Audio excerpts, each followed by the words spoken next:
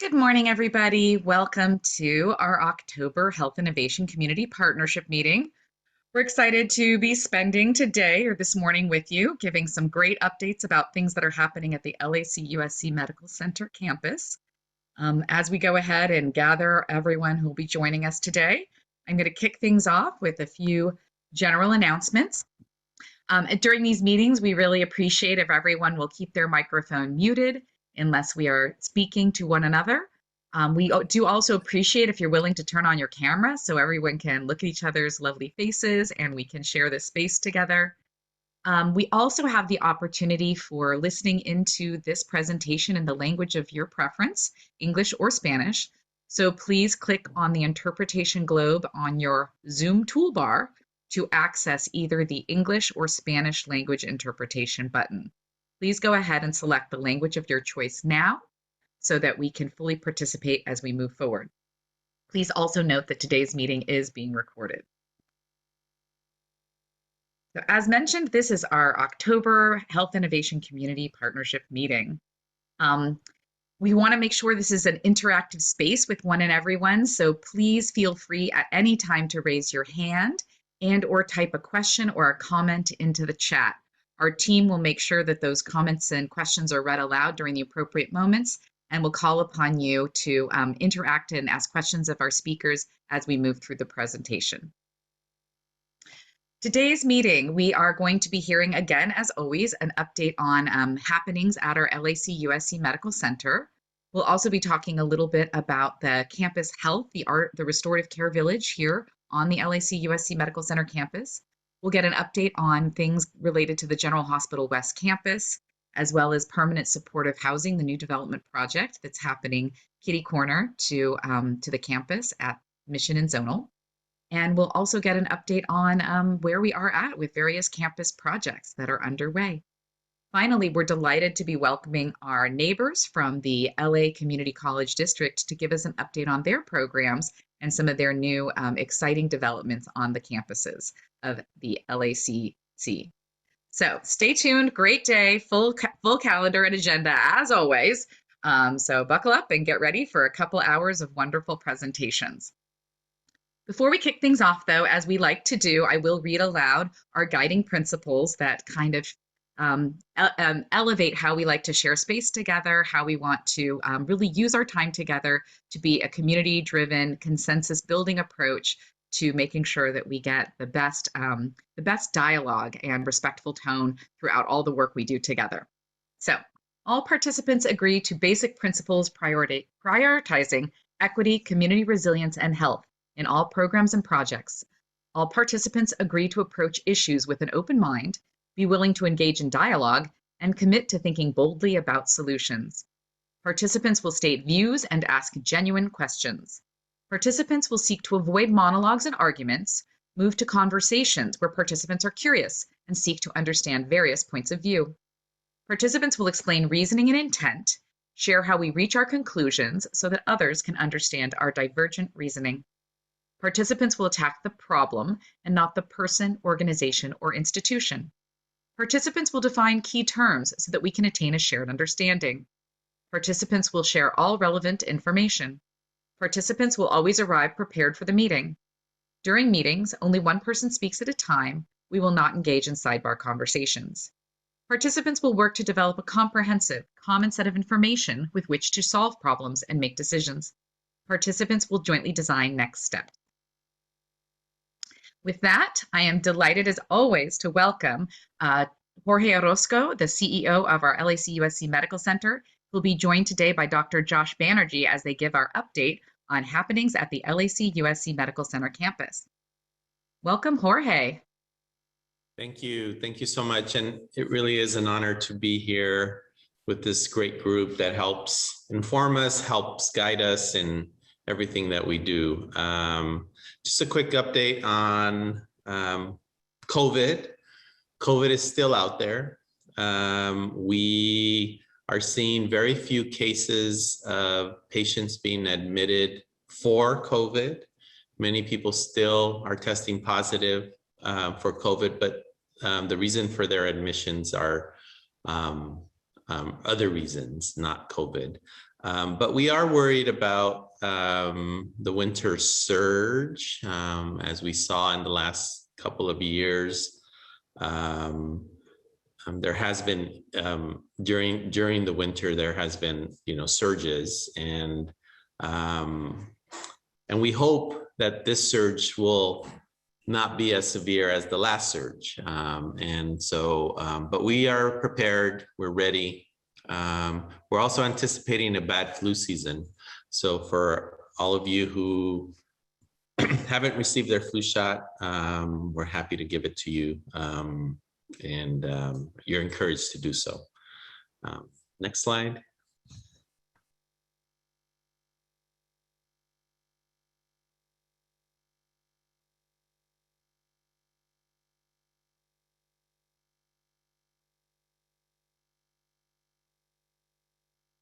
My apologies, Jorge. The animation got the best of me. Let's try this again. I'm like, where is this headed? You're muted, by the way. How's that? Better. Yeah.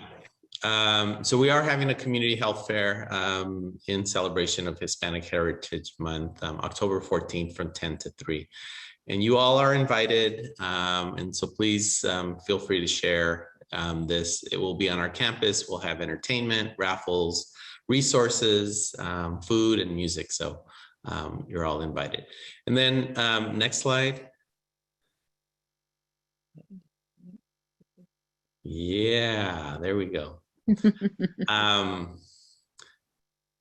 I am so thrilled and excited to share with you all about this program. Just in terms of background, this program came out of a very critical need during COVID, when we were challenged to have enough beds to treat our patients. And there was a team at LAC-USC that developed a safer at home program for COVID patients who had respiratory issues. But instead of admitting them to a hospital, they were sent home with their loved ones or their families, and closely monitored by our nurses, by our doctors. They received phone calls every single day. They received pulse oximeters to check how they were doing. And it was a huge success because they didn't have to be admitted to the hospital, which is not a fun thing. And they were able to stay safer at home, healthier at home, and overcome their injuries or illnesses. And so out of that, we really felt that it was important to expand the program. And Dr. Josh Banerjee is the leader of this program, and we'll talk to you about the expansion of this program, which has been a huge success. And we're very excited to share some information regarding to that. So Josh? Yeah, thank you, Jorge. Thank you so much for the opportunity to share with you. And I really do want to acknowledge you, Jorge, and Brad Spellberg, our CMO. I mean, this is really their vision, and it's really just been such a thrill and privilege to work on this program. As Jorge mentioned, that the hospital really is two things at once, right? It is an incredibly valuable, critical resource to the community, where acute care services that you can't get anywhere else need to be available and readily accessible to anyone who needs it in the moment they need it, right? And we are such an important part of not just the surrounding community, but the entire county because of the services we provide.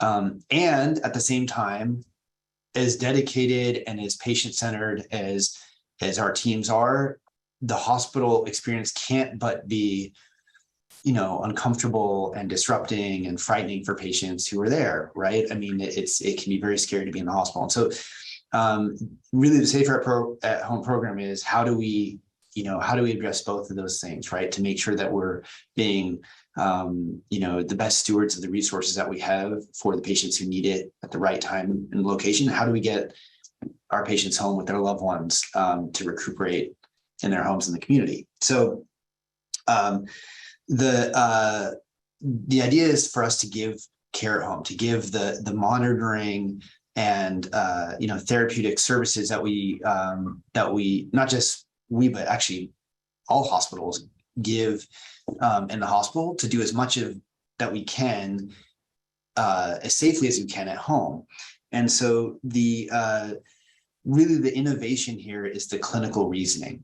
Okay, so we have identified, for like in the case of COVID pneumonia, and now with several other conditions, we've identified really what are the safety criteria where we can identify patients who will do well at home, and meaning that they will have most likely high chance of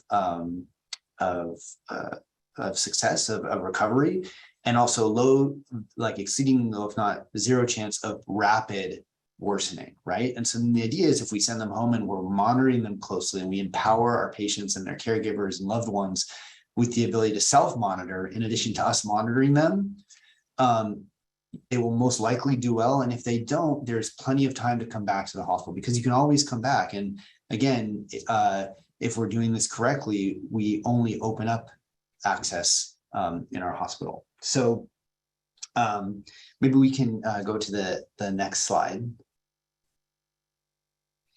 These are the conditions that we've identified. Osteomyelitis, which is an infection of the bone, cellulitis, which is a soft tissue infection, pyelonephritis, which is a urinary tract infection that ascends to the kidneys, bacterial pneumonia, and then COPD exacerbation. So these are the 5 conditions that a team of specialists, including infectious disease, emergency room physicians, hospital physicians, urgent care, primary care, all got together to identify what are the simple, clear, and sort of accurate safety criteria by which we can identify patients who can continue their therapy and monitoring at home. And so the way it works is we set those criteria out. The emergency room and hospital teams consult us and sort of attest that these, their patients are sort of meeting these criteria for each of these conditions, sort of like an aviation checklist. And the patients are then sent to our discharge waiting unit, where they get very intensive, loving, careful education by an incredible team of nurses, who gives them a couple self-monitoring devices, like a digital thermometer, a pulse oximeter, which can give both your oxygen saturation, but also your heart rate. And then for those patients that need oxygen, they give them oxygen equipment too. And they teach them and confirm that the patients understand, or the caregivers understand, what it means to be safe at home through teach back. So the way that I know that you understand what it means to be safe is if you can teach me back, what we discussed, and we take all the time that's needed to make sure that patients don't leave until they're safe. Then once they're home, and the big thing is we make sure that they have a working phone number. Okay. And we take that, very, very serious. That's a huge part of our safety check. Then we call them. Okay. Within 12 to 18 hours of leaving our facility, the patients receive a call from our nursing team, and we call them for several days, really, until we've determined that they don't need any further follow-up calls. And we do bring them back when needed. Certainly if something develops that we consider an emergency, we'll direct them to the emergency room. But more often, if we bring them back to the urgent care setting, where we know they're coming. They don't have to wait in the emergency room. They're not, taking emergency services from other patients who are truly having an emergency. And we can do the focused evaluation in a way that's, familiar. They already have some familiarity with our team, and that's, just more convenient for the patients. So they're spending as little time as they need to on campus. So that's how it works. And we actually do have some initial results. Actually, we can do the next slide. Actually, this graphic is just to show sort of what we sent to our providers and care teams, sort of like a simple process for them to reach us. But we can move on to the next slide. Yeah. So so we move very quickly in getting this off the ground, and it's because really because of the support of our leadership here. That really has enabled the team to do this. We brought on a medical director of our Safer at Home program who started August 1st, and he and as I mentioned, a group of specialists from nursing and our providers across specialties developed the criteria, and we rolled out September 1st. So between September 1st and now, these are the outcomes so far. What I want to draw attention to is, so the left column are the conditions that we are sending patients home with.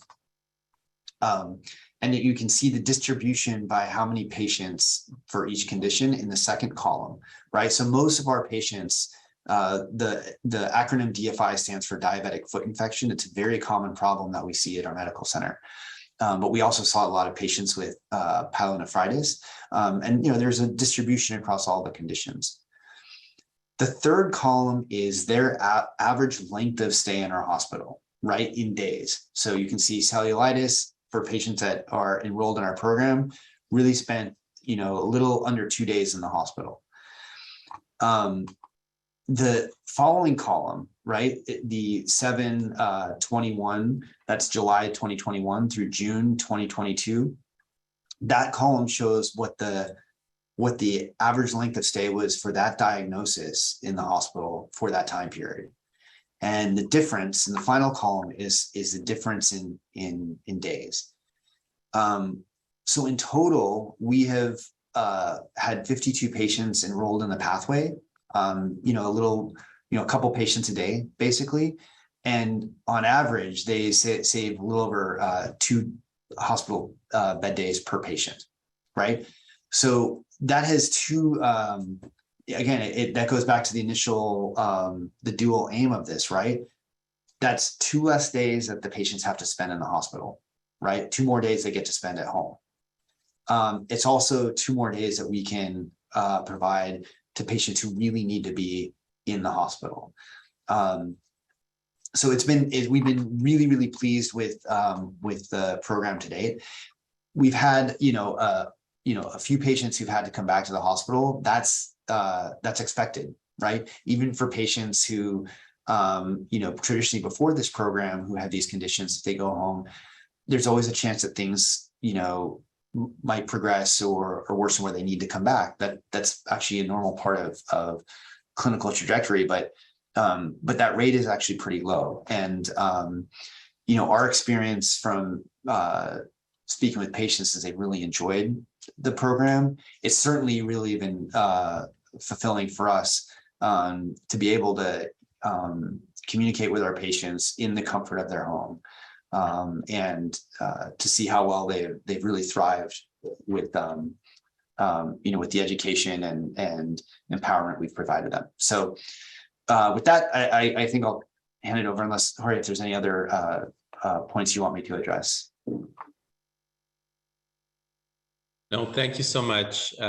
Just to share an anecdote, one of the physicians who called the patient was so ecstatic and saying, this is like concierge service. I feel so important receiving calls and making sure I'm okay, and really thankful for this. And just the final comment, I really do think this represents the future of medical care. The days of having huge hospital towers, and everyone who comes in, that's our only tool. Our only tool is to bring them into the hospital. Now we have a different tool to be able to manage patients at home, and I'm just so excited about the expansion of this program. So any questions anyone has or comments? Jorge, it's Monica. I have a question. For the clients that are sent home, are they expected, like, let's say they got there on the bus, do you guys provide transportation back to their house, or are they expected to get back home on the bus? Josh. You want me to answer? Yeah, no, we that's actually one of the things that we're very careful about is not just transportation back home, but actually back to us. And so I really want to acknowledge our nursing and social work colleagues who have developed pathways to ensure we get patients home safely and we bring them back safely too. We often use, Uber and Lyft as a service. And so we have access and a contract with them to be able to help with this. Looks like we have a question from Juana. Gracias, Heather. Buenos días. Yo quiero agradecerles por todo el esfuerzo y el compromiso que tienen para los pacientes del hospital. Yo como paciente siempre lo he dicho que es el mejor hospital y viendo todo esto que están implementando, con más orgullo lo digo, es el mejor hospital y yo personalmente digo que para mí los servicios son como si estuviera yo en un hospital privado. Muchas gracias a todos los que conforman este equipo para mejorar la salud en la comunidad. Muchas gracias, Juana. Pues es nuestro orgullo dar estos servicios. Sí.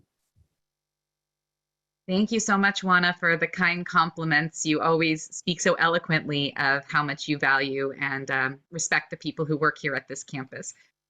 I wanted to make that with your nice comments, Juana, I wanted to remind everyone, both English speakers and Spanish speakers, please pick the language of your choice in the globe icon at the bottom, and you'll be able to hear then the full comment either direction.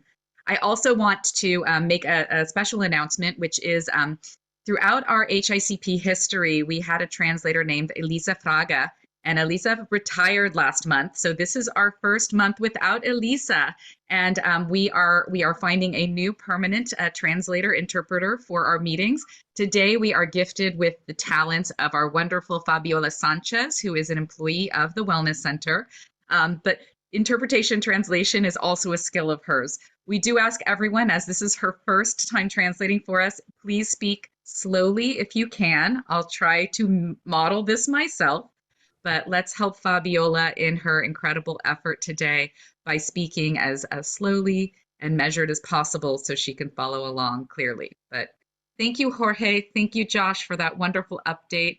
So good to hear about these innovations that happen on our campus as we strive to find healthcare solutions that really meet people where they're at and treat people with dignity and respect. So thank you both so much for joining us today. With that, we will move to our next presentation. We're very delighted to have another provider from our medical center. Dr. Rebecca Trotsky-Sir will be talking a little bit about our restorative care village. Rebecca, welcome. Hi. You caught me halfway to campus already. So glad to be with you. I'll turn off my video. The Restorative Care Village is a gorgeous solution to our campus that often has patients who both need medical services and housing services. So we are so proud to work with a number of community partners, most importantly, the Wesley Clinic, to serve patients who are often socially isolated, who do not have family members who are able to take care of them in their homes and are experiencing homelessness and have the difficult situation of requiring medical or behavioral health issues that need more support than before. So this is a very beautiful addition to our campus, both physically and spiritually and emotionally for us. We are very proud to have opened a few months ago. We are operating in phases. So at full capacity, our medical services will have around 90 beds. Currently, we are about 2/3 towards capacity as we gently open up all of these rooms for people. People are referred to the campus from a medical center. So there are many people who need housing in Los Angeles, and this is a very specific way to provide care for people who have also a lot of medical needs, much like Josh Banerjee presented the Safer at Home. This is like Safer at Home, but for people who don't have homes. And I don't know what the next slide is. Do you have more slides for me? I just have some overview slides on the program itself. I don't have any detailed slides on the presentation today, Rebecca. No problem. So what happens there is when patients arrive, they are greeted by medical staff from the Wesley Clinic, which is JWCH, and they have a full intake, and all of their medicines and their care needs are identified and addressed. All of their follow-up appointments are identified, and the patient is then welcomed into a room. Sometimes those rooms are shared, and that patient is kind of brought into a care strategy that builds their independence. So starting from the beginning, where somebody might need a lot of nursing care and a lot of support, towards the end of a couple months where they are now independent, they know how to use their insulin, they know how to check their blood sugars, they know how to take care of themselves and go to their doctor, they know the bus routes, they know all the transportation systems. And that's when they're graduating with supportive housing services identified as they need. So the goal is to not just help patients, but then help teach people how to take care of themselves. I'm gonna pause because I know there's a lot of questions. We've talked about the restorative care village a few different times at this meeting. So I'm not sure if people have specific questions they wanna ask and I can help answer, or if I can go on to address some of the common concerns that I've heard before. Thank you so much, Rebecca. Yes, we do have some questions about the restorative care village. So I'd love to invite Yoshiko Takahashi to ask a question of you at this time. Yes, thank you very much for inviting me for this meeting, the informative meeting. I represent Save Our Seniors Network, and I wanted to find out a little bit more about RCV. I did go to the orientation meeting and the grand opening on Zoom that Hilda Solis had sponsored. And I wanted to find out, do you have a detox unit? Because I understand that RCV does address both mental health issues as well as physical issues. And so just wondered, do you have currently a detox unit and a unit that does handle both areas, both mental health issues and also substance abuse issues? Yes, you are asking the right person that question. My other roles on the campus include running addiction medicine and community medicine. So when people speak of detox, they mean of many different things. When I say the word detox, I'm thinking about when somebody stops using substances that they have been using for a while, they often have medical and psychological needs that are pretty acute. So some of us might have seen somebody who stops using alcohol suddenly have shakes or sweating or something like that. That's a sign of withdrawal. And then a detox unit would be helping somebody through that very early phases of their recovery journey, where that care and medical support needs a lot of attention because maybe they need medicines a couple times a day based on their symptoms, and they need a lot of social encouragement to maintain those changes. So that is what detox means to me, but it might mean something different to you. So if I'm not addressing your question correctly, please let me know. When somebody needs medical management for withdrawal, it is the case that the hospitals that are sending our patients will usually do the first few days of that management and then send somebody with a plan so that our Wesley partners can continue that care. And then there are substance use services available on the site to help encourage people to adhere to the changes that they're making in their life, as well as the usual supportive medical care in our community. That's our primary care system. My own addiction medicine team is open and available for consults for patients who are at Wesley, and their staff have our phone number and our direct line as well. So we work very closely with both patients and staff at the Wesley Center to help support people through that recovery journey, which we all know we have either ourselves or some loved ones all facing this journey. And it is, you know, waves, you know, it's good days, bad days, and we're here through them all with our patients. And also, do you have a treatment program both for the substance abuse and also for that would also include like dual diagnosis, schizophrenia? Yeah, do you have a treatment plan or program with RCV after detox?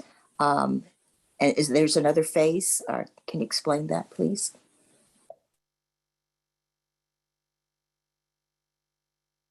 Rebecca, you're muted. Sorry, I was talking to my mute. It's yes. oh, so fun. So yeah, we do have many patients with, you know, we say co-occurring issues. So some physical health needs, mental health, and substance use disorder issues. Those are most often all of my patients. And we do come up with care plans for all of these patients. And depending on the need, it's kind of like patients have to be safe enough, just like Josh Banerjee was sharing safer at home. You have to be safe to be at home. So this isn't the same as a hospital. So if somebody is in an acute crisis, actively psychotic, danger to themselves or others, this would not be the place. But when somebody's kind of ridden past that crisis and they're in the stabilized part of their life, this is a great supportive environment for them. And they often will have 3 different services: addiction medicine, physical health, and mental health providers working with that patient. Okay. And if they are a danger to others, then where are they referred to? Yeah, one of the benefits of having something so close to our hospital is that's exactly what our psychiatry unit is for. So we have a psych ED, a psych walk-in, and an inpatient psych service. So if somebody's actively a danger to themselves and others, that's often when they're coming into the hospital for care.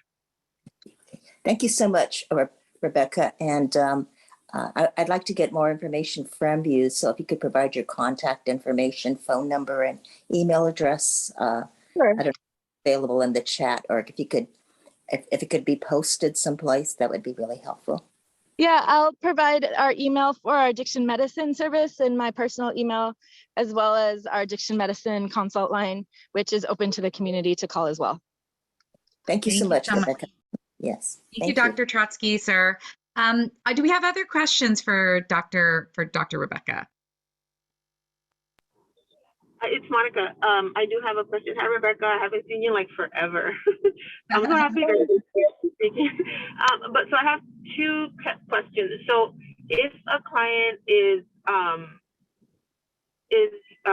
you know, suffering from substance use, right? Are they then referred after they go through the detox? Are they referred to a rehab, or is this kind of like a rehab? Yeah. So the RCV is not necessarily a rehab center per se, but somebody could participate in outpatient treatment and be at the RCV. My inpatient hospital team at LHCUSC does connect people to both inpatient and outpatient treatment centers, as well as follow people up ourselves who are interested. So a lot of people we all know these people too in our personal lives have issues. We wish they would change, but they're not quite ready to change. And that's a lot of my patients that I work with. And so we meet them where they're at, provide medical care where they are, and encourage them to connect to the resources they need. And if they're not interested at that moment, we still have very many frequent touch points with them to help them with their healthcare needs.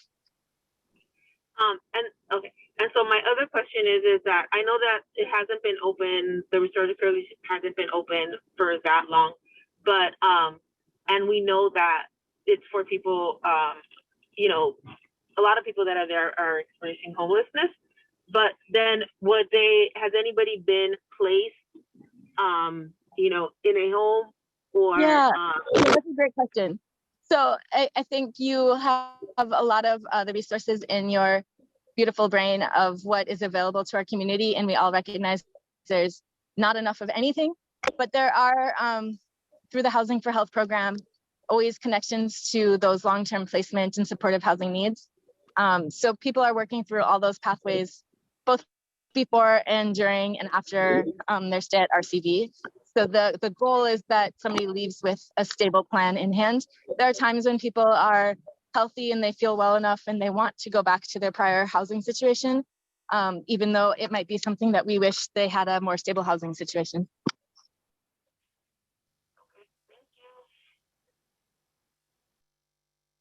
Thank you so much, Rebecca. I think we have an additional question from Katrina or Gerson. I see Gerson's face, but Katrina's name, so I'm not entirely sure. Oh, yes. Hi, good morning. I'm here on behalf of Katrina. But yeah, thanks for taking my question. And Dr. Toski, it's great to hear your voice too. Hope you're well. One of the questions I have is related to, I mean, if you're able to speak to like the average stay, like how quickly are patients rotating through, and just capacity, like how, I guess how full is the center, and do you expect like it to be, you know, like how often you expect patients to rotate through and the volume that are going to be there at any given time? Yeah, I think one thing that's helpful to kind of understand is that this is meeting a bandwidth of people who are mostly able to have functioning independently. So even if they're using mobility devices like wheelchairs, they're able to get from their wheelchair to their bed and eat food. So if you need more care than that level of independence, often a nursing home is where you would want to stay. But so for our patients who have that level of kind of in the middle, right, they need help, but they're also able to do a lot of their daily care needs from themselves. This is kind of where they're landing and being supported to become more and more independent. So often it might be the first time somebody touches a medical system in a while, and then they learn they have diabetes and an infection and something else. So it's about coping and adapting to that new medical condition, and maybe they have a bunch of medical visits, so coordinating all that care. But some people stay just a matter of weeks and then they feel well enough to leave. Some people are staying months. The design and hope is that within about 3 months, people are medically stabilized with the resources that they need. There are many people who end up staying longer for whatever reason. And recently we've started accepting people who need and have like more care, like hospice level care or other nursing home care needs, so that we can build a little higher acuity in the restorative care village. Thank you. Thank you, Rebecca. One final question for you. How are we doing in terms of capacity at the restorative care village now that it's been in operations for a couple months? Yeah, there's still some floors to be opened, and there still are psych and mental health services units that are being opened that aren't open yet. So we haven't hit full capacity of what we've envisioned for this phase. And I know the county and the city and our community organizations are continually looking to expand kind of similar services and the range of continuity of care that is needed in our community. So I think everything's built and it's being finished and being staffed, and that's where we're at. And I imagine in about a year, we'll be at full capacity of what we have here. And I know that people and planners involved in this project are always looking to expand more services and more resources. Well, thank you so much for the fantastic presentation, your time today. I think it would be great to have you come back every couple of months. I know there'll be more and more questions because this is such an exciting new facility, a new part of the service model for LAC USC. And we're so excited to have you help explain it to all of us. So thank you so much, Rebecca, for your time today. For sure. And I'll put information in my chat shortly. Wonderful. Safe travels for the rest of your ride in. Thank you. All right. So, very exciting things happening on our campus. As you can tell, this is a real rebirth and reimagining of what the future of our health campus is going to be. To continue that conversation, we invite Doug Cohen and Rosa Soto to join us and share a little bit about what's happening with regard to the General Hospital and West Campus. So, Rosa, I think you're going to kick us off with this segment. That's right. Thank you so much, Heather. Good morning, everyone. What a wonderful turnout we have. I was just noticing we have 94 participants currently. Thank you, everyone, for all of your time and dedication in attending our Health Innovation Community Partnership meetings. So today, I'm tasked with opening our General Hospital West Campus update. And I want to, just acknowledge the incredible efforts that our community partners and our community at large have done to ensure that everything that is being developed here on the LAC-USC campus is really guided by the priorities of our community, by the voices of our community. And so in that same spirit, we continue forward to this next phase. And so if you can take me to the next slide, I just want to do a quick recap of our community engagement efforts through to date, particularly around the launch of the Restorative Care Village. So throughout our history of our 5 years together, community listening and feedback sessions have been a central aspect of the work that we do. In 2019, our Health Innovation Partnership hosted 6 town hall meetings across the community in Boyle Heights, in Lincoln Heights, El Sereno, Ramona Gardens, East LA, and City Terrace. And 503 attendees shared over 600 comments related to our 7 priority areas that have informed that community benefits framework that we continue to push forward as an introduction to anyone who wants to know what happens with the feedback that we get from our community. In addition, 107 comments were shared that gave input to the community engagement process and to our community benefits.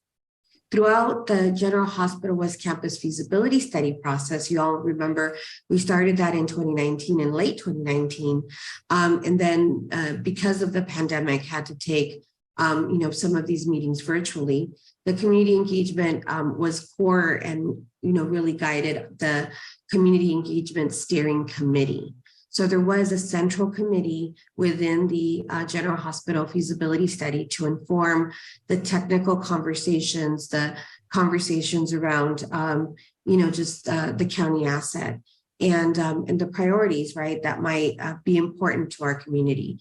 You all remember that it also was an essential aspect of the work of this body to ensure that the feasibility study actually included community-led and community-inspired engagement in prioritizing what's important, right, to our community. So we were really moved by the fact that there was openness on both sides, right, from our county leaders saying, yes, tell us what you want to see, and from our community saying, here's what we want to see, here's how we want to see it. So thank you, everyone, for that important work. 5 public, presentations were given at 20 HICP meetings with updates for the feasibility study and also to a dozen other stakeholder groups in the community. 5 public community meetings were hosted. Again, some of those Zoom, but nearly 700 attendees provided perspective that was included in that final feasibility study and illustrated in the community priorities, needs and stressors section, and preferred uses, right, for that document. So again, just thanking everyone who's been involved in this important process to ensure that we are, constantly being reminded by our community of what is most important. And so, as I said, now we move into the next phase. And so if you can take me to the next slide, Heather. Our Community Priorities Advisory Committee. So we've been talking about the importance of beginning to look at what future development might look like for the general hospital. And so the opportunity that we have for you today, and what we're launching the application today, is a community priorities advisory committee that will be tasked with reviewing, assessing, and summarizing those community guidance documents, right? So again, from the summaries of 2019, from the framework of the community benefits priority on our website of HICP, and then from the feasibility study. And so we're inviting you to apply today and to work with us to deliver a concise summary of community priorities related to the potential reuse of General Hospital and West Campus. And so I'm going to hand it over to Doug, who's going to talk to us about the timeline. Right now, again, we're drilling in deeper to the timeline. Last two meetings, you saw the sort of the larger buckets, right, per month. Right now, we're really honing in on weeks leading through the, through the beginning of December. So thank you. Thank you, Rosa. If you could, Heather, if you could advance the screen, that's great. Thank you. So this is a committee that there's an active component to it. This is a very active engagement for this committee. And what we're looking for is actually, we wanted deliverables with what I would refer it as best to. We've got an application process that I believe we're going to actually kick it off today or Monday. Is it live, Heather, today? It is. Wow, if I could do a digital clap for you, I would be doing that right now. That's fantastic. Okay, so we're officially in an application period, and we're giving it about 2 weeks. And that's what this is mapping out. We want to make sure that it is promoted as much as possible, but we definitely want to be able to have a solid application period, give people the opportunity to see what this engagement is like, and the commitment, and I'll get to that in a second. And we're going to close out the application process in about 2 weeks. We are hoping to have our first meeting at the very beginning of November. And the reason for this is because we want to take a deep dive into those framework and feasibility and community feedback surveys. We want those comments. We want all that energy and all that input that was provided during the lead up through the feasibility study, throughout the framework, all of that. We want to be able to organize it in a way that from the purposes of our county agency, Department of Economic Opportunity, we want to be able to organize it so that we can see how these expectations are identified and prioritized. But at the end of the day, what are the expectations of this community? And truly from an economic development standpoint. And so that's what we'd like to do. Is it's going to be very active involvement. I'm going to advance to the next screen, if you wouldn't mind.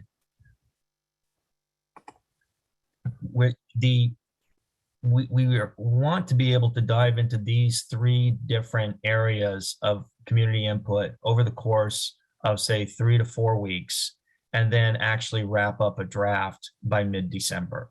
So it's kind of like a 6-week commitment. And I want to talk a little bit about this application process. We are looking for people who are, like many of the people at this meeting, are have an expertise about the community. Their experience is really could be codified as an expertise about how to set forth the expectations of the community. And remember, we're looking to prioritize, not just identify, but to prioritize these experiences in a framework that would allow them to be injected into any economic development type of activity. The connections to the local community, that is something that's important, obviously. We do need, and this is kind of the commitment, is we need to have a commitment to the understanding of the not just the feasibility study, but also the HICP priorities. So the better foundation that the applicant has, the better we can launch right into this process, which is again just a 6-week commitment. But it is going to be a weekly commitment during those 6 weeks. It would be helpful if the applicant had experience with the similar efforts and projects. And let's talk about what is a similar effort and what is a similar project. participation in these meetings is an effort that is very similar to this. The difference is now what we're doing is we're codifying your attendance in these meetings. We're trying to codify that, not only just put it down on a piece of paper, but also organize it in terms of a true expectation that could then be aligned with some sort of economic activity. And so there is if you've been part of either a regional and or a local effort that is aligned with anything aligned with economic development of any sort, that would be fantastic. The final point is really very important, and that's the availability, your availability, and this is really the commitment. In order to have this draft completed in 6 weeks, we really legitimately need people that have the passion, but also the time to put forth that effort. We're going to be meeting weekly, but then there's going to be breakout discussions without a doubt. There'll be circulation of conversations throughout the lead up to each weekly meeting. And so the commitment is going to be, it's going to be a highly engaged process. And so like I said, the application is live as we speak, and we are going to enter into this process over the course of the next 2 weeks. So I look forward to seeing how this application process progresses. But we're really excited about putting this whole effort together. Thank you, Doug. I'm going to go ahead and share with everyone where you can find that application form. We're also going to add a link in the chat, and we'll be doing a blast out later today to everyone in the HICP member database.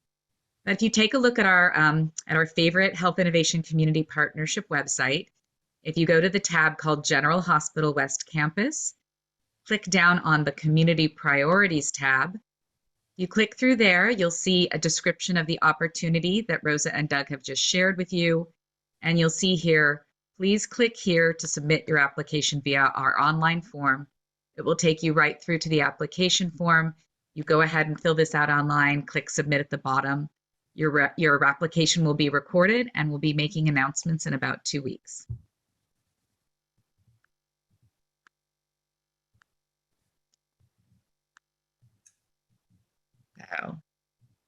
So that's, as I mentioned, it's on the HICPLA.org website.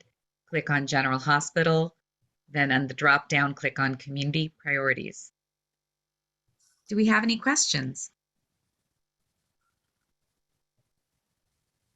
Heather, Pamela has a question. What examples of subject matter expertise? I think with respect to the subject matter expertise, it's the ones that we've asked for some specific information on, Pamela, include familiarity with the General Hospital West Campus feasibility study, familiarity with the Health Innovation Community Partnership, with local neighborhood councils, with grassroots organizing, community advocacy, community benefits agreement, and development projects. And then there's open text fields for the applicants to put in additional information on the groups that they work with and the experiences that they have in those areas. And Heather, if you could just scroll back up to that for a second, because yes. If you look at that menu of elements there, I would say honestly that what we're really looking for is, 1, 2, 3, 4, 5. The development projects is more of a technical element. What we're really hoping to get are people to have the insights as to either how this particular community efforts are, or you've been aligned with other community efforts. And that's what's covered in the first series of these points here. Certainly, if you really understand and you're committed, and you've been part of these HICP meetings, or if the local neighborhood council, if it's not something local here, if it's another local neighborhood council. So these are the type of experiences that we're looking for. Thank you, Doug. So yeah, and then as we mentioned, really just wanting to hear from any applicant in terms of their experience and their interests related to this project. Again, what excites me about this opportunity is that it really gives us an opportunity to step back, in this pre-development, we would say, potential development phase for the West Campus, which is what the feasibility study was really pointing to. But we did hear, if you recall, in other meetings from some of our community groups, that there was a need for us to dive a little deeper into community priorities and into the needs of our community today, in reflection to just the changes that we've gone through over the last few years and the difficult economic reality that we're facing. So we appreciate everyone sharing your thoughts, and just want you to know that we are listening. Want to make sure we continue to give feedback to what we receive in writing, what we receive in your thoughts. And so thank you everyone for your, for your efforts in this work. So in terms of how many members we're looking for, we haven't capped this particular process. Mostly because it is an advisory committee of community priorities. So we want to make sure that, if you're interested, we figure out how best to do the engagement of our partnership. I know in future phases, there might be very specific limits, right, to what they're able to do. But I think for this group, we want a healthy balance of a group to be able to participate and give feedback. So as soon as we start to design some of those elements, we can present forward to you in November.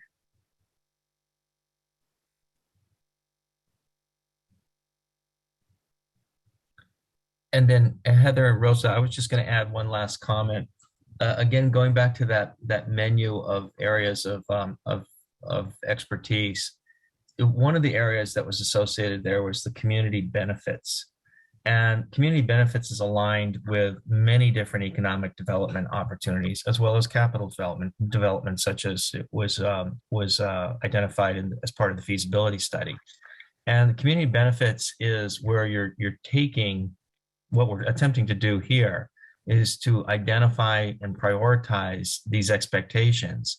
And by doing that, we then align them with actual, programmatic dollars, economic development programs, workforce development programs. So we're taking these expectations. That's what community benefits is. It's actually where we're taking the we're taking the transition of what is the expectations that are typically just they're part of an ongoing forum, and we're aligning that input with existing programmatic dollars. And so this is where you start to talk about economic development. You start to talk about the implementation of workforce. With the feasibility study was geared very much toward actual capital development. And so these are the type of things that community benefits is. Community benefits actually is the monetizing, if you will. It's the qualitative component of the ongoing forums and discussions about what the community needs are, is we're taking those needs and we're aligning them with actual program dollars.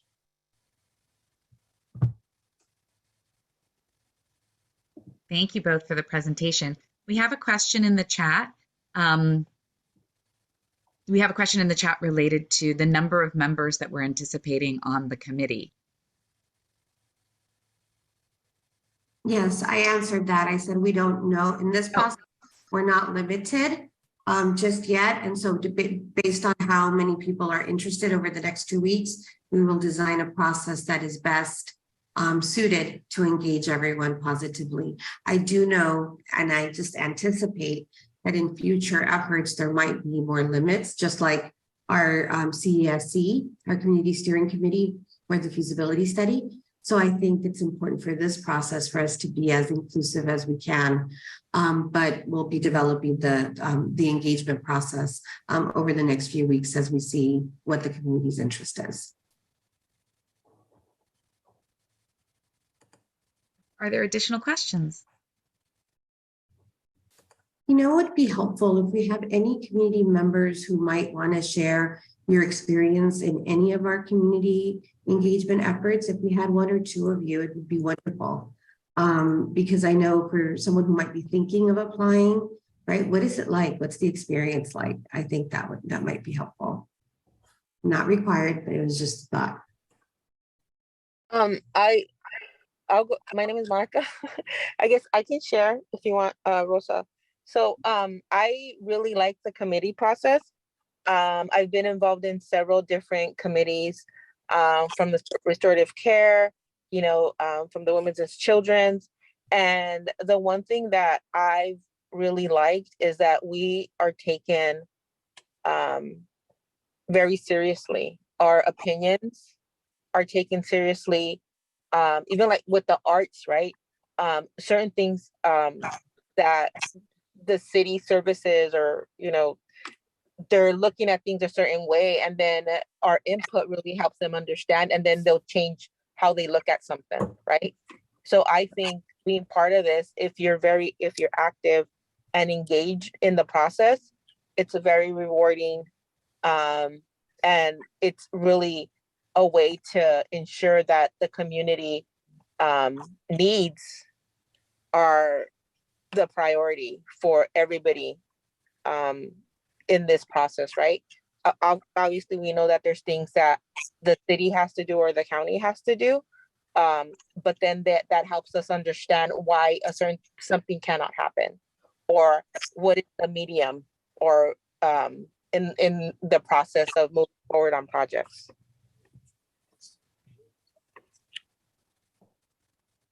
Thank you so much, Monica. I really appreciate your testimony about the quality of the work and the kind of the tone of the conversation and how important and meaningful it's been for you to participate in those committees. Thank you.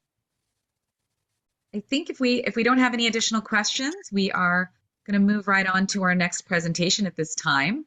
We're very excited. We will, like I said, everyone in this everyone in the stakeholder database for the Health Innovation Community Partnership will get an email announcement today related to this application process. You also, of course, can visit the HICPLA.org website to access it directly.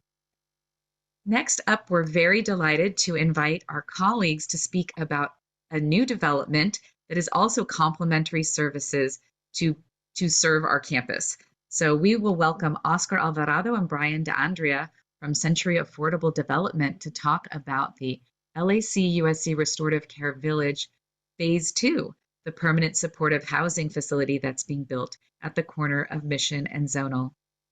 Oscar and Brian, welcome to the Health Innovation Community Partnership. Thank you, Heather. Nice to meet you. My name is Brian DeAndrea. I am joined this morning by Oscar Alvarado, our VP of Development at Century. We also have two other members of our team that have joined us, Dave Pallon, our Supportive Services Advisor, and Carrie Morrison with Heart Forward, who is our Outreach and Engagement Partner.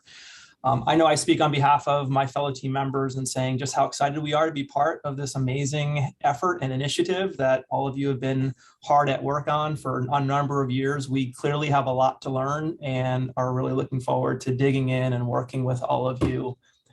Next slide, Heather. So I'll take a moment just to introduce Century. We are a nonprofit organization founded back in 1995 by the late Judge Harry Pregerson, who some of you might be familiar with.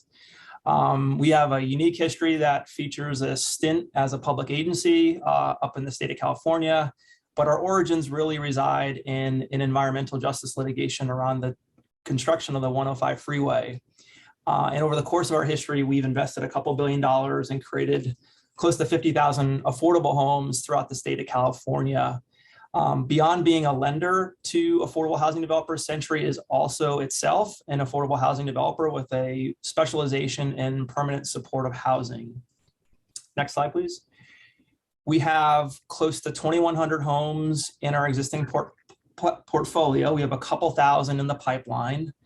Our supportive housing experience dates back to our origins and the influence of Judge Pregerson, who had a real passion for serving veterans, children, and families that were experiencing homelessness in our local communities around Los Angeles. We also have tremendous experience working on large sites and big master plan communities. Next slide. Some of you might be familiar with our work in Long Beach at a community called the Villages at Cabrillo. This is one such example of a large master plan community. Next slide, please. The Villages is a 27-acre community that was a prior Navy housing site that was tied to the shipyards. It was deeded to us back in 1997 under the McKinney Act for the benefit of those experiencing homelessness. We are currently home to close to 1,500 residents, including individuals, families. We have a large veteran population. And really the defining feature of the Villages is this collaborative that's been built out over our 25-year history. Heather, you can move on to the next slide. So we count on about 12 on-site partners and more than 30 other public and private agencies, including a number of educational institutions that provide a range of services and amenities to our residents at the Villages. These partners include physical health partners like TCC Family Health and the VA that operate health clinics within our community. We also have mental health providers, shelter and bridge housing providers, child development providers, and many others. At the Villages, Century, as the kind of owner and developer and manager of the community, we serve as the backbone organization. And we, over the years, have really embraced the philosophy of collective impact. And I know that's a language that you all speak fluently. I'll run through a couple of images of both current and planned projects just to give you a flavor for our work. Next slide, Heather. Cabrillo Gateway was developed back in 2015. It provides 81 homes to families experiencing homelessness. It includes an on-site FQHC operated by TCC Family Health, which is one of the larger nonprofit health clinic providers in the Long Beach area. Next slide. Anchor Place was developed in 2017 and provides 120 homes to both veterans and families experiencing homelessness. 18 of these homes benefit from Housing for Health vouchers through DHS. So we're really excited about that resource that was brought to bear. And lastly, you can proceed to the next slide. The Cove is our latest development for veterans that are experiencing homelessness. This just broke ground earlier this year, and we expect to reach completion in the fall of next year. Next slide. You know, one of the things that I think for us is really excited, that we're really excited about this opportunity at the Restorative Care Village is the existence of you all, this group of stakeholders that speak this language of collective impact, the existence of the HICP, the backbone organization, and we're really excited about participating in this larger collaborative. Next slide. One of the things we've done at the Villages over the years is really commit to a process of shared measurements. And so this takes the form each year in an annual impact report that celebrates the impacts and outcomes of all of our providers within the community. We're on to our 11th edition of the report. These are all available on our website. We're really proud about these. These take a lot of effort, but it's, from our perspective, really important to celebrate all of the wins and successes and just the resident success stories that we see each and every year. Next slide. The Villages is located in Long Beach, which has been really successful over the years in addressing homelessness. There's been a lot of reasons for that. I'm not going to walk through all of this slide, but we spent a lot of time reflecting on the Long Beach experience, some of the key ingredients of success and the lessons that we've learned, and we take with us to new opportunities like the Restorative Care Village. I want to briefly mention, you can move on to the next slide, Heather. Another large master plan community that we're involved with, along with two partners, US Vets and Thomas Safran Associates. We were selected to serve as the master developer for a portion of the 388-acre West LA VA medical campus. Next slide. We were selected back in 2018. We've prepared a community plan that will deliver close to 1,700 supportive homes for veterans experiencing homelessness and at risk of homelessness over the next decade on the north part of the campus, which is everything north of Wilshire Boulevard. So for those of you not familiar, this is the campus that sits right on Wilshire Boulevard, sandwiched between Westwood and Brentwood. It's a sprawling, beautiful piece of property. We're really excited to be working there. Next slide. Our work will take place over the course of a number of different phases. And for us, it's really not just about the sticks and the bricks. It's about building a sense of community, a place where our veterans can engage with one another, with neighbors, can engage with the local educational community, the employment community. We've established a 501c3 backbone organization called the Veterans Collective earlier this year that will help to convene and coordinate the many dozens of providers and stakeholders that really have a vested interest in serving our veterans. Next slide. We've established 2 key hubs within our community, a town center and a wellness center that will serve as both anchors, but also key amenity centers for our veterans. Next slide. And, being located within a medical center campus and adjacent to UCLA, there's obviously some similarities to the Restorative Care Village, but those are just incredible blessings, wonderful opportunities to leverage resources and services for our residents. We will surround them with just a wealth of resources and services that they need to live healthier and happier and productive lives. And, ultimately, I think we're looking for ways to enhance that sense of belonging and purpose in their lives. And that is really the ethic that we've brought to the Be in a Star proposal that we're sharing with you today. We've made a lot of progress at West LA. We've raised more than a half $500 million to date. The first development will be coming online next year. You can move to the next slide, Heather. And we'll be breaking ground on 3 new developments later this fall and hopefully 2 more next year. So a lot of progress there. Happy to share more about the villages in West LA in the weeks and months ahead, but wanted to give you a little bit of a flavor for our work. I will turn things over now to Oscar, who will talk to you about the proposal that we were selected under and are excited to share with you. Thank you, Brian. So I'll walk through kind of a broad strokes about the proposal that we put forth to the county for the development of up to 300 supportive homes here at the county USC center. And as part of the larger master plan community, we envision the project that we're tentatively calling Bienestar as a holistic community that's designed for wellness, recovery, and finding purpose. We're obviously drawing from all of our past work that Brian has just shared with you all. Heather, if you can go to the next slide.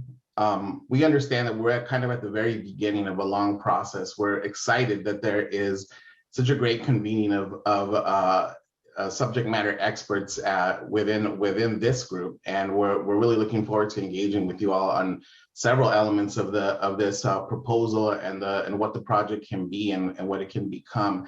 And I think we would envision several ways of engaging with this group and the local community to talk through what we've put forth and really shape a proposal and a project that will be a wonderful addition to the master plan community there.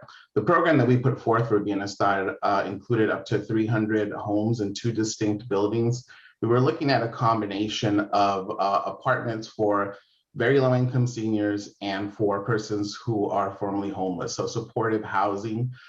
Within those 150 homes that would be supportive housing, we're looking at a population that would qualify for No Place Like Home and be eligible for ICMS. And we were looking at a combination of studio and 1-bedroom homes. Next slide, please. As we were working towards our proposal and coming up with a program, we really took a look at the HICP focus areas, and I can discuss a little bit more about that as we go.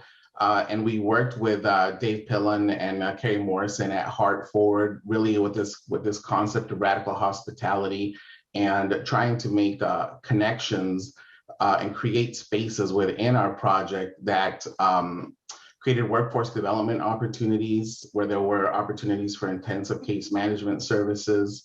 We envisioned a peer respite program within the community and spaces for creating a sense of belonging among the community as well. And so we really took a look at what we could do within the site and how that might connect to the broader goals of the HICP and other organizations. Next slide. Going a little bit deeper into what we proposed programmatically within the project, we proposed a peer respite program along with the housing in partnership with a group called Project Return Peer Support Network, who we've had a lot of success working with at our community in West Long Beach that Brian introduced you to. We envisioned a 12-bed program that would be located within its own private floor in the project. We also envision a large space for workforce development. We know that is a very big need here.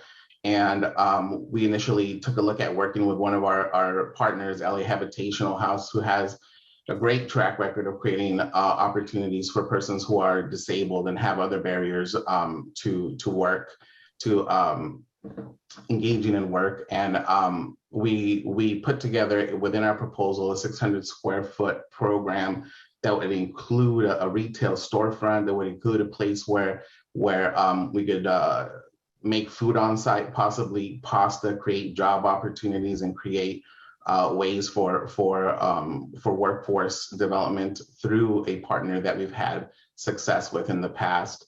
So a lot of opportunities here for folks to overcome barriers. And these elements of the project that I'm taking you all through, each of them we could have a separate, 2-hour long conversation about, how it could work, what it could be, why it's important. So hopefully today we can just kind of leave you with some broad strokes of what our thoughts are, and then we can take some feedback from folks as to how we might engage with you all to talk through all of these elements and really work our way towards a final program for the project.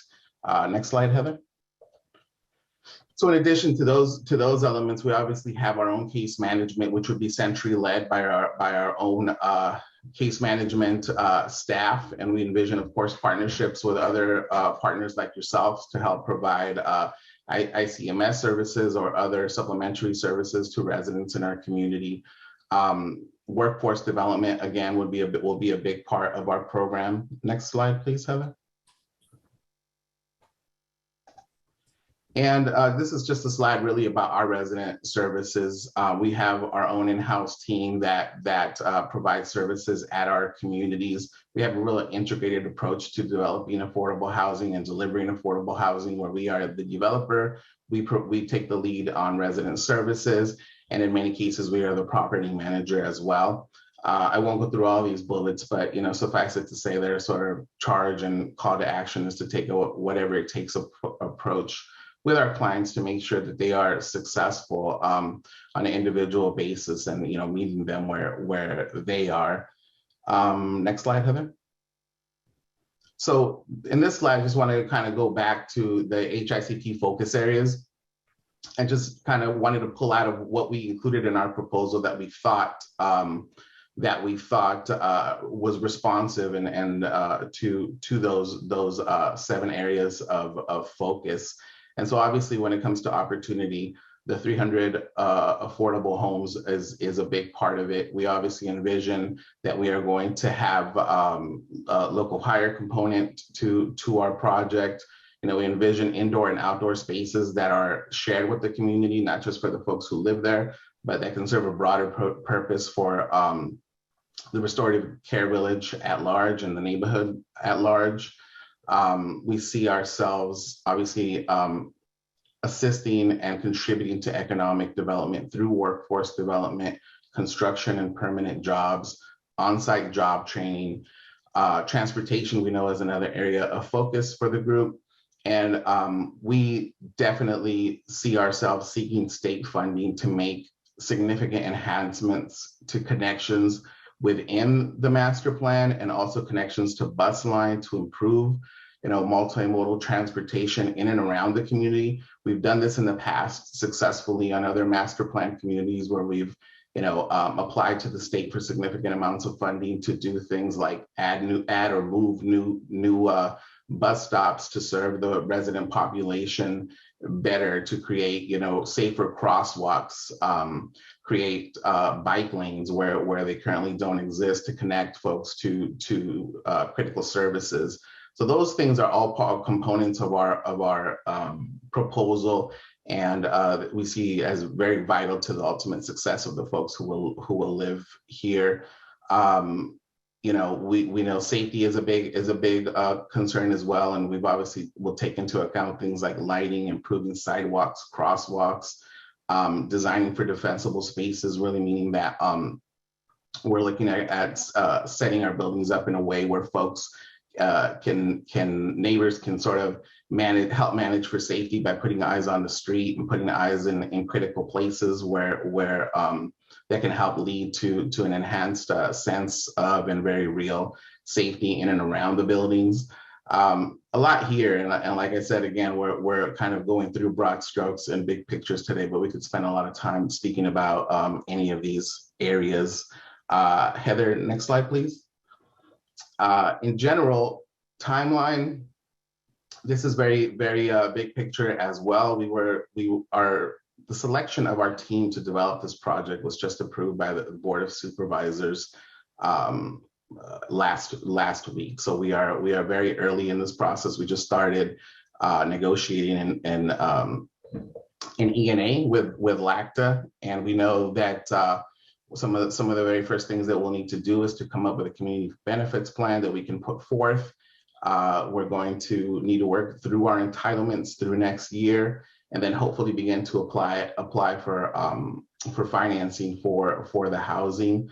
Our team has 180 days and a couple of available extensions to negotiate a development agreement and a lease with the county. So we are hitting the ground running.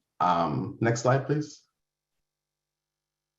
So really just some of the next steps that we envision is obviously a lot of continued engagement with this group and various, members of this group. I can certainly see us maybe having specific conversations about specific areas of this project with targeted group members. That's something that we would be looking for this group's guidance on in terms of what ways to engage make the most sense, and how we can create spaces and meetings where we can take feedback on various elements of the development. Very soon we will start working on an outreach plan that we're going to share with the county for its review and approval. Same with the community benefits plan, and we need to jump right into working with regional planning, discussing a path for how to entitle the project for housing development. There's a nuance with the project site in the sense that it is technically located in the city of Los Angeles, but owned by the county, and so there is a process for sovereign immunity that will hopefully take place whereby all of the permitting and planning can go through the county as opposed to the city of LA. And so we'll want to dig right into that. And again, just refining our program and design with community and stakeholder feedback. Today, we didn't even go through the design because this is a introduction, but we're very hopeful that in the near future, we could come and present to this group really on architecture and urban design alone and have a conversation around that. So I'll go ahead and leave it there and turn it back to Heather, see if there are any questions. Perfect, thank you. We have a question from Diego. Good morning, Heather, and good morning, group. And thank you for an excellent presentation. It looks like a very promising project. Excited to learn more. With that said, the name of the project, the title of the project, Bienestar, as you might know, there's a well-established CBO in the community called Bienestar Human Services. They've been around for 40 years. They're well known in the community, and if I may say so, they are protective of their name and the term Bienestar. And in the past, there have been other community projects that have been advised against using Bienestar as their name. So just wondering if this has been considered or addressed, or if even Bienestar Human Services is involved in this project in any way. Yeah, thanks, Diego. And no, Bienestar, we have not engaged with them as it relates to this project. And certainly the name of the project is not an obstacle in any way for us. The name of the project can be changed, and we would certainly be very sensitive to any sensitivities around that title. I think what we were looking for when we were responding to the county's RFP was sort of an umbrella. Like, what is it that we're doing here? What is it that the goal is and the outcomes that we're looking for? And it really is the well-being of the people who will live here, the bienestar. And that said, that doesn't mean that the building has to be called that, and we're not in any way wedded to that. So that can be part of the outreach process and the feedback that we get from stakeholders and from the community, right? Like, what would people like to hear as a name? We can make that an exercise with the group at large.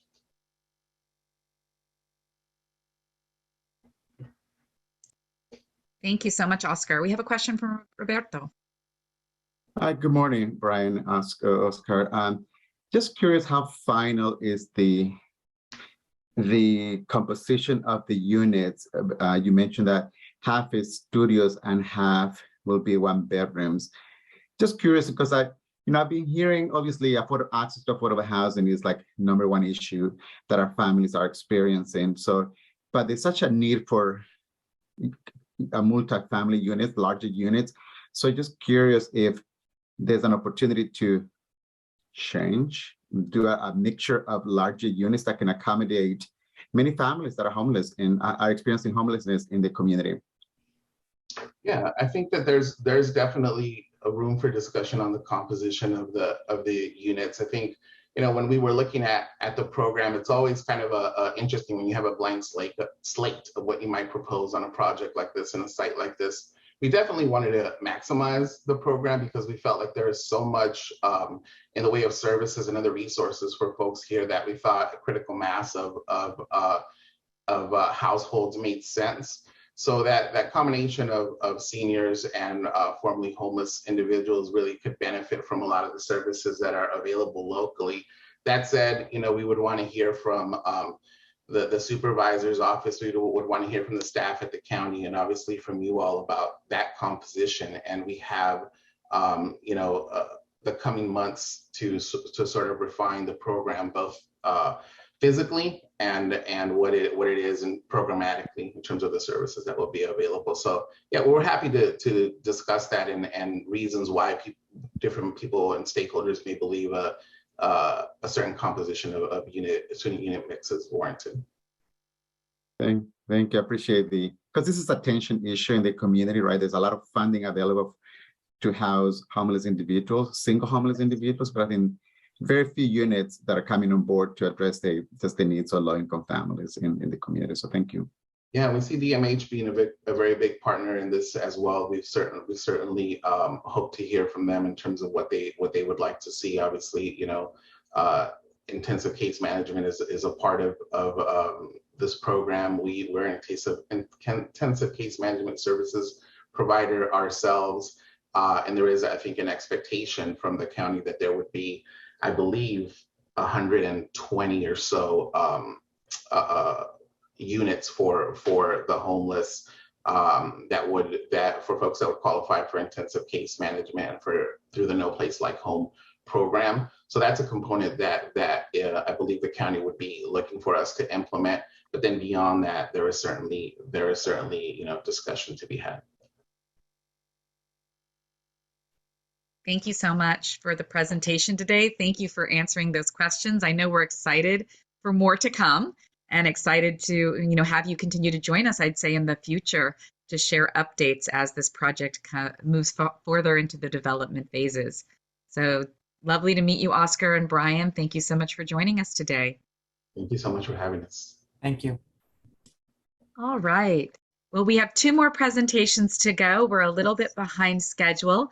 So I'll ask our next speaker, Alicia Ramos, who joins us regularly with our campus project updates.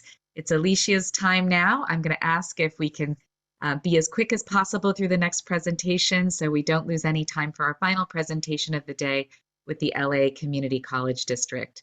Alicia, tell us what's going on the other campus projects. Okay, we'll try and get us back on track here. So I'll go through this, but we will entertain questions if there are any. So just an overview of the campus projects. I'm going to start with our elevator courtyard renovation. So we are nearing the completion of this project. What you see on the screen is the concept image that we presented some time ago. We are installing 2 new elevator cabs to help with the vertical pedestrian landscape of the campus. So let's go to the next slide, Heather. And there you see what we have in reality. So we are getting really close. We're about 98% done with this project. We do expect to finish it this month. So when I say finish it this month, that means that we're complete as far as the substantial completion. We still will have some little things here and there. We commission the system, we go through the elevator mechanics, make sure everything's functioning correctly. So we will complete at the end of this month, but our expectation is you won't see it put into service until probably November. Okay, next one. Oh, this is just more images to give you a sense of what's going on, how we've impacted the campus with the elevator project. Okay. I'm going to take a small moment to talk about Women's and Children's Hospital demolition. We have demolished the building, and if you've been a part of the HICP meetings for the past few months, you know that we still have a small part to finish. So we're done on the Women's and Children's campus, which on the slide is the green image. We're done with that site, and if you go by that site, you'll see it's just a big empty open lot now, waiting for the next stages of Restorative Care Village to take shape there. On the blue triangle that you see on the upper part of the slide, that's where we have the existing child care center, which is going to continue to be there until we finish the new child care center. So there's a small piece of this project that we will come back to complete, but it's dependent on our new child care center becoming complete and then functional. Let's go to the next slide, Heather. Okay, so let's talk about the new child care center. We are still very much in construction mode. We do anticipate completing it this year, but we have had some challenges with the fire water suppression system. What that means is we're finishing up construction, but there are some utilities that we've had to go back, working with the local fire department. There's water flow pressure issues that we've been working to resolve. And so those have elongated our schedule, unfortunately. So we're still assessing what the impact of those changes will be. We do know that we'll finish it this year, but I do want to get back to you folks with a more solid completion date. Let's go to the next slide, Heather. This is just catching you up on, again, what the reality looks like. If you're on the campus off of State Street across from the old General Hospital, you're going to see our new child care center under construction. So this picture shows the main building that centers around the oak tree. Next slide. This is just some highlights of what it looks like on the construction field. So it's shaping up, it's coming together. We're excited about bringing this to the campus. Unfortunately, we do have some delay with it. So I will be back in touch to let you know what we expect that finish date to be, but we do expect it this year. All right, Heather. Thank you so much, Alicia. So exciting. We are really looking forward to the Child Care Center opening. We had a little group of children visiting us yesterday on the fitness trail from the current Child Care Center. And we thought how nice to be able to see the little children more frequently when they're right across the street from us on State Street. So that's really terrific news. Do we have any questions for Alicia at this time about where the status of our campus projects? All right, as always, we're just excited for the next steps and the ribbon cutting and inviting people to do some site visits. Thanks so much for joining us today, Alicia. You're welcome. Thank you. All right, well, we have made it through a whirlwind of presentations. So much information shared today, but we're very excited to move forward with our final presentation of the day. I'm delighted to welcome Dr. Ruben Smith, the Vice Chancellor and Chief Facilities Executive from the LA Community College District, to talk to us about Build LACCD. Dr. Smith, welcome. Thank you very much, and I really appreciate this opportunity. I will be as brief as I can, but I do want to provide some details. So just to share— Dr. Smith, we have 20 minutes for you. Please take your time. We're delighted to have you with us for the very first time. Well, thank you. I appreciate that. Take your space. Okay, I appreciate it. Thank you very much. So the Los Angeles Community College District, we actually have a bond program that's been in existence for about 20 years. And with our bond program, you may recognize us as Build LACCD. And, you know, we adopted that name, I want to say in about 2008. And it's actually, it just represents the group effort and the partnerships with our built environment partners to move forward with changing our schools and the opportunities within the community for gainful employment. So if we can start with the first slide. For those that don't know, we have 9 community colleges in our district, and you may be familiar with some of them. And they actually fall under the LACCD district umbrella. And those logos are to your right. Those 9 colleges, actually, we service 882 square miles of LA County, approximately 250,000 students. That was pre-COVID, and yet we're still the largest community college district in the nation. And we service more than 38 cities. I know we have 36 listed there, but it's just the cities and communities that we support is vast. My bond program is $9.5 billion. And of that $9.5 billion, the taxpayers graciously supported us and trusted us with 4 different bond measures. The first 2 were really focused on critical needs, challenges, issues with infrastructure and buildings, because there had been no improvements for nearly 50 years before that. And then 2008 and 2016, those bonds were a lot larger, but it was about dedicating new space, the types of space that we felt were going to be competitive for learning, and then for students who wanted to either matriculate onto their 4-year university or to compete in the job market with our career educational and technology, career ed programs. And so we feel really strongly about being leaders in the environment. We have the largest sustainable building program in the nation. And I believe that, not only do we look at leadership in energy and environmental design as a standard, we actually look at health and wellness in our facilities as well. And, one of the few community college districts that has a plan to capture 100% of our stormwater runoff by implementing, various technologies, including drought tolerant landscaping for percolation to recharge the water table beneath us. Next slide, please. I do have 3 examples of some state-of-the-art facilities for careers in demand. And this is just a small glimpse at the number of projects that we either have in planning, in design, or in construction. So this is one of our design build projects at East LA College. We actually have a nursing allied health building. So there's this 4-story, 54,000 square foot building does have some very, very critical elements involved with our nursing, allied health, pharmacy tech, respiratory therapy, and administrative justice. And so you will see in this building, it's a just under $60 million project, but we have high fidelity and low fidelity workspaces for nursing and training there. We also have the state-of-the-art facility for allied health training programs and certificates. And so we're looking at this building to probably complete in 2026. So the next slide is our career technology, our construction technology building that we're planning at Los Angeles Trade Tech College.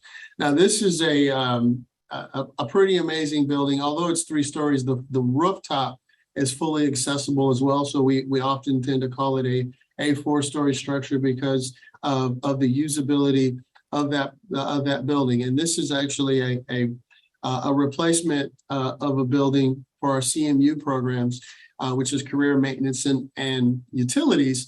And this state-of-the-art facility will be on the corner of 23rd and Grand for us. And this facility actually has several programs, and it's fully accessible by forklift on every floor. We actually have opportunities for job placements for our students in these programs, not just internships for architects and engineers, but we also have an apprenticeship program for those who have a desire to pursue a career in the trades, which is actually really great opportunities for employment. We do offer our students those opportunities, and I'll share a little bit more about that in our PLA a little later. So this is a facility that's currently actually already under construction. We're about 30% complete, and we probably won't see this building done for another 15 months or so. Next slide, please. So this is the third example of one of our buildings, Harbor College Southeast Hall, another nursing and allied health building. The nursing programs that we have are phenomenal, and we actually have waiting lists to get in our program. So this will be one of the new buildings at our Harbor College campus. This is actually another design build project, and we're looking for this project to complete in 2025. Again, this is a plus $50 million project that we have currently going. So I did share a little bit about our PLA, and so with our Community Economic Development Program, one of the things that that I love about what we do in our program is it's not just about capital improvement and building facilities. We look at our program as we're a part of the community, and as a community partner, what opportunities for jobs, for local work, for our local communities. So we have a local hire program. We also have college internships, and then we also have committed to local small emerging disabled veterans participation at a rate of 30% on our projects. So what does that mean? So ultimately what that means is in our project labor agreement. And so what we're looking at is we've agreed with Los Angeles, LA County, Orange County Building and Trades Council that we will establish policies, and we have a 10-year policy and procedure for the district to contract work through this local hire program. But what we've done is we've said, we want to prioritize the people that live in our zip codes and our communities first. We want to make sure that there's opportunities for jobs for those who have the training, or if you decide to come to us at one of our institutions to get the training, you can have an opportunity as a student to be placed, either as an apprentice or as someone who's been through an apprenticeship program. We're looking to hire you directly with those with the entities who are hiring. So we actually have a Meet the Primes Day, and we have opportunities for those who have local businesses to also participate with us, whether it's a direct hire through the PLA or if it's a contract. Next slide, please. So our LSCD program is very vast. We actually have a boot camp. I think my team is on, so if there's any questions, comments, they will be able to answer questions, or I can answer them at the end of this. There is just a wealth of knowledge and experience around our community economic workforce development program. And we are very committed to ensuring that we create opportunities, not only just for our LSCDV businesses, but also we're looking at how do we partner with minority, women-owned, LGBT, and other community-based organizations to promote contracting opportunities.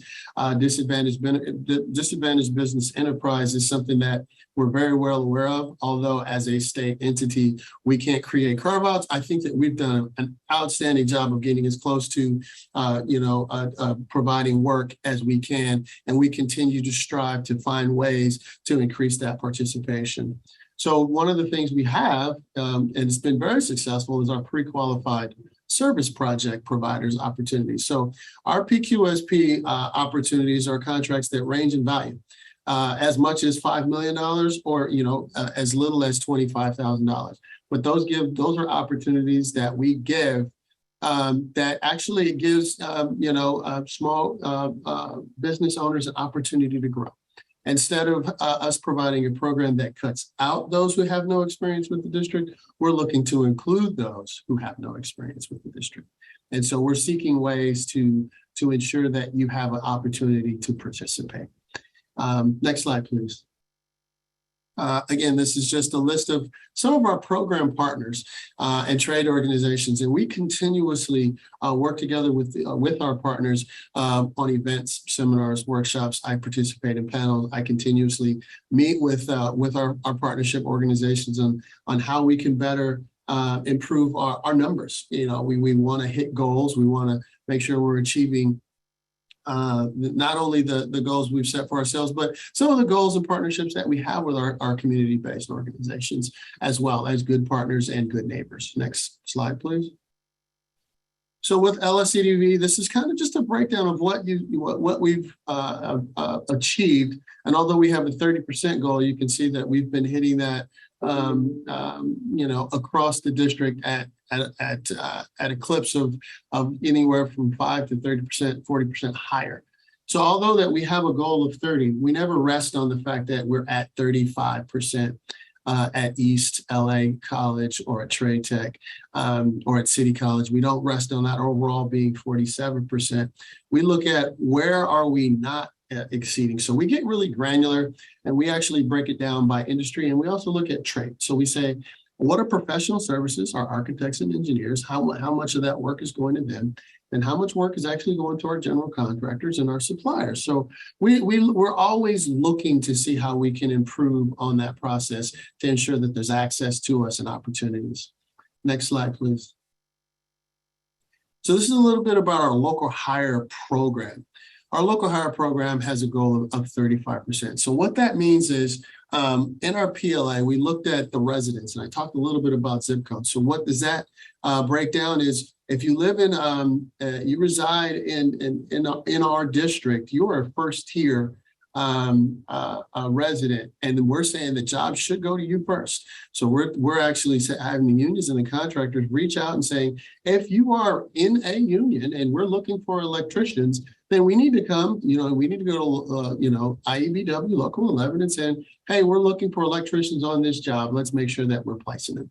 And only then after that does it go to the next campus. If we're looking at a specific school, then it'll go outside of specific immediate area where that project is to, on to the next, and then so forth and so on. So there's always going to be an opportunity to say, hey, do you have any students that have been through the program? Do you have any alumni that's actually, already been through the program, been through apprenticeship, and you have and you're licensed? Can you have opportunities? And the answer is yes, that's what we're shooting for and we're trying to do to make sure that this is an opportunity for people to work and grow on our programs. We also have a transitional worker hiring goal as well as veterans, as also a veteran worker hire goal as well. Next slide, please. This is just a breakdown of some of our local hires with the goals that we've had. We've achieved 37% kind of on average there. And then looking at our PQSP, we're up. It looks like we're providing, a larger amount of PQSP service providers, and those local hires with PQSP, those are typically the small business, the LSCDV hiring that goes on there when we're creating contracting opportunities for businesses to grow. And we definitely have some success stories there with our PQSP, where we have, vendors that started out, $50,000 contract. Now they're bidding on work in the $10, $20 million range. So the program is working well. Next slide.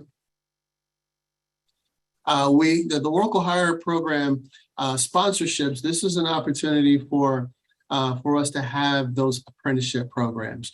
And so ultimately you have a contractor who's willing to sponsor an apprentice. And then most recently, it looks like we're going to have an opportunity to place 3 of them on a project in one program. So I appreciate the efforts of my team and what they're doing there. And the recognition is I just can't say enough about what they do and the efforts they make to place our students on these construction contract programs across the district. Next slide. This is a summary of our apprenticeship placement, and I think that we're doing very well, and yet we are not complacent in this effort. We continue to strive for more. And the beautiful thing about this is we do this with no budget. We actually this is relationships and fostering that communication and those open lines, and people recognizing that there are quality individuals who go through our programs, and they're quality individuals and workers that reside in the cities and communities that we serve. Next slide. more accessible, more affordable. This is who we are as a district and the college promise. So ultimately, not only do we offer tuition-free opportunities for 2 years, we also offer an opportunity for you to get to us. And so we provide, Metro passes to students unlimited to get to our colleges and across our district. And if you can't get to us, we also offer hybrid learning. So we do have online distance learning, and there's hybrid opportunities to be in person as well as online with the distance learning environment. Next slide. I appreciate this opportunity. I know I didn't take a full 20 minutes, but just a brief overview of who we are, what we do, and where we're going. We actually have another bond measure on the ballot in November that is going to pretty much continue on what we're doing on the path around our community economic development program and offering state-of-the-art facilities for our students to either matriculate on to four-year institutions or to have opportunity for great livable wage jobs right here in our community. Thank you. Wonderful. Thank you so much, Dr. Smith, for joining us today and giving us such a really impressive presentation of everything that's going on in the LA Community College District. I know that the higher education plans of Los Angeles are such a jewel in our crown. I mean, we work here on the Health Campus, which is our public health institution. We are delighted to partner with our educational institutions that are, just kind of reaching out and elevating the community needs and really just trying to build relationship with our local community. So do we have any questions for Dr. Smith? Anyone want to weigh in with a question or a comment on what we've just learned?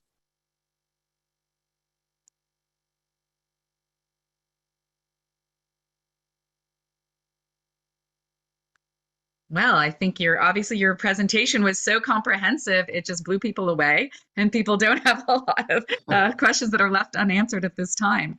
Well, that's wonderful. I'm always available to you, and I appreciate the effort that you're doing. And I think this is a wonderful program. So please feel free to invite me back, HICP, if you want to engage or any other updates. So I appreciate this opportunity to work. Thank you so much, and we absolutely will be delighted to have you back. As these different programs come to fruition, I think there's always a lot of interest in nursing programs being on a healthcare campus, and we hear from our hospital administration pretty regularly on the shortfall of nurses and available nursing candidates. So it's delightful to know that these pipeline programs are growing that workforce. I really like that notion of careers in demand, because I think having education be really responsive to the job marketplace is so important. Just to continue to give people good living wage jobs and career progression and career development paths, but also then to stabilize institutions like our health system. So thank you so much. We do have a question from Teresa Velasco asking if there's a flyer that can be shared with some of the high-level information. Teresa, I'll let you know that, of course, this presentation, the PowerPoint presentation, will be posted on our HICP LA website, but I'll also see if there is a flyer from Dr. Smith's team that can be shared out, in which case we will get that out to everyone. Yes, we actually have a website, and I'll have my team post our website for our community economic development programs there, as well as a link to our district website if anyone is interested in anything that we offer as a community college. Perfect. Thank you so much. We do have one additional question, Dr. Smith, in the chat. How do folks apply to receive the financial support for from your programs? So are we looking at, so a clarification on the question, is it financial support with regard to enrollment, or I'm not sure if it's the enrollment side or more of that workforce development side, but let's start with the enrollment side. Okay, so with enrollment, we do have the college promise. And so ultimately, if you just go in and register our schools, we have counselors ready and waiting both online or in person to help you navigate through that process to ensure that you get through that seamlessly. Great, thank you. So it's part of the application process. Go ahead and start the process, and then the financial support piece you'll be navigated through by one of the counselors. Correct. And then with regard to some of the workforce development, I know there was so much about the different programs and apprenticeship and internship programs. Are those applications managed by the individual partners that you work with, or is there a central place people can go to seek out internship and apprenticeship opportunities? Well, we offer our internship program is with existing students. We do a internship program. And then as far as the apprenticeship program, we actually are seeking to work with the students that are in our programs, either at Trade Tech or one of the community colleges that have those programs, like for example with Harbor College and East. Those are opportunities for healthcare. But if you're looking for something in the built environment, those opportunities would have to come through one of our construction maintenance and utilities programs. No, that makes a lot of sense. That this is part of the educational program that you offer at LACCD, which is to bring, not just the in the classroom, but the on the work site kind of experience and opportunities to your student base. Yes. And we do have a question as well about additional information on the nursing programs. Is that also centralized on your main website, or is there a particular place people might go for that information? So we do offer multiple programs, and so I would go directly to the ELAC program or to the program that we have at LA Harbor College. And so each one of our schools does have different programs. So if you go to the laccd.edu website, you can actually query the programs that are closest to where you are, and then you can see which one of those colleges best fit your career plan. Perfect, thank you.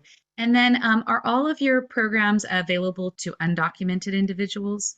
Yes, absolutely.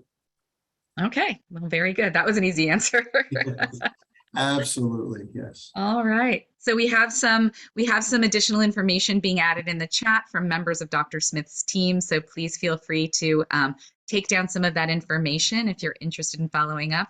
Again, as always, we will post the recording of this session, the materials from this session, and the chat log from this session on the hicpla.org website, so you can reference it afterwards. One thing that Roberto Roque from First 5 LA is asking about, the rates of boys enrolling in community colleges continues to drop from what he understands. Is your college taking any specific efforts to increase male enrollment into your programs? That's a great question. And then we actually have, I'm one of 5 vice chancellors, and then we have a vice chancellor, chief instructional officer, who does look and assess at not only male enrollment. We're also looking at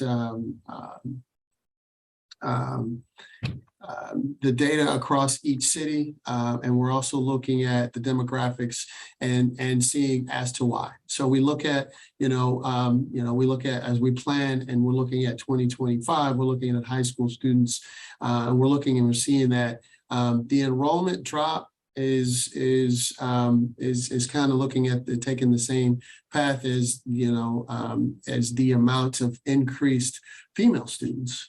And so we're not seeing that there's a huge drop in enrollment, but we are seeing that there's an increase in students and female students, and specifically those in the career technical area. So that's something that we can further discuss. It's a complex question. I think it's a great one. But that's something that we would have to look at with our research and institutional effectiveness team. And we have a huge team that does that, and we target and we do outreach, and we actually have that at every one of our colleges, not just at the district level. So we can go really granular with that information. I think it's a great question. If Roberto would like to further engage on that, I can connect him with our team on the instructional side. Thank you so much. Have a lot of relationships with just community groups, and this issue keeps coming up for our communities, and so it's a big concern. So happy to explore how we can connect with other efforts in communities to increase that outreach. Appreciate it. No problem, not at all. Well, thank you so much again for a wonderful presentation, for staying with us to answer our questions. We have been discussing having a local target and worker hire summit at some point. I think you would be a wonderful addition to that panel when that comes about. But we know there's certain issue areas that we would love to spend a little more intentional time together as a membership, and we would be delighted to reach out to you at that moment to invite you to join us. Absolutely, count me in. Sounds wonderful. Well, thank you again to all of our fabulous presenters today. A wonderful way to kick off the month of October. As we know, October, November, December, we're on the holiday/fall/holiday train. So many things going on every single month. So please, everyone, have a wonderful, safe October. We will see you back here on November 4th for our November HICP meeting. We have a lot to get through between now and then, but we look forward, as always, to spending some time together in early November. If you have ideas and recommendations for future speakers and presentations, you're always welcome to leave them for us in the chat at this meeting or send them to us via our website. Thank you again for your participation today, and have a wonderful weekend.